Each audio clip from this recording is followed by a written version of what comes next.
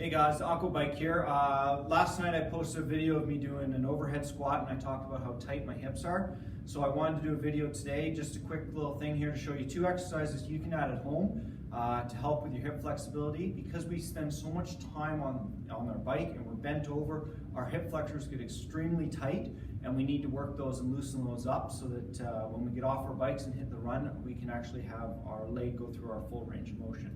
So the first exercise I'm going to talk about is a elevated split squat, and the second thing we're going to talk about is a hip floss. So what we're going to do is you're going to take your leg, you're going to find an elevated box here, and you're going to find and adjust your box. As you get better and better, you're going to bring your front foot closer and closer to the ground.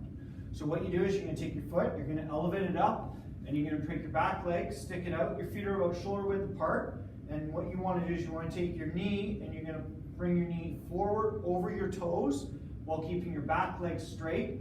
And as you get to the point, you want your hips to drop through the gap here in between your legs, and you'll actually feel a stretch in the front of that leg here. So it's a little bit of dynamic. So all we're going to do, and what you're going to do is you're going to do 10 each side, and you can do this 10 each side 3 times is perfect. And you want to make it part of your warm-up. So here you're just going to come through, drop through, and you notice the knee's gone forward, push forward just like the squat, and we're keeping our back leg straight. So you just come back up and go down. You want to try to keep the heel flat on the ground. You don't want to let your heel come up, and work the stability. So that's the first exercise. And the second exercise is a hip floss. And what you want to do is you want to grab a heavy duty band here. You can use a rope if you want, but the bands are actually better because they give a little bit of traction.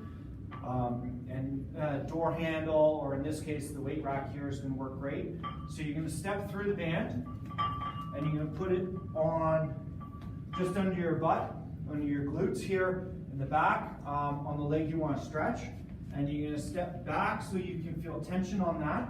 You're going to take your opposite leg and you're going to put it forward, and you're just going to come down into a hip flexor stretch, and you'll be able to feel, and you want to lean back and you'll feel your actual your femur and your leg actually is going to pull forward with the traction provided by the band, and you're just going to hold this for a count to about 30 seconds here or a minute, and you're actually going to feel that stretch in here. And this traction, what it's actually doing is pulling that ball, because our hip's a ball and socket joint here. So what it's going to do is pull that ball of your femur in the hip socket, and it's going to bring it a little bit forward to help kind of with that range of motion there, and it's going to open up the hips. So again, what I would do is just add that into your workout. You can do it post or pre-workout.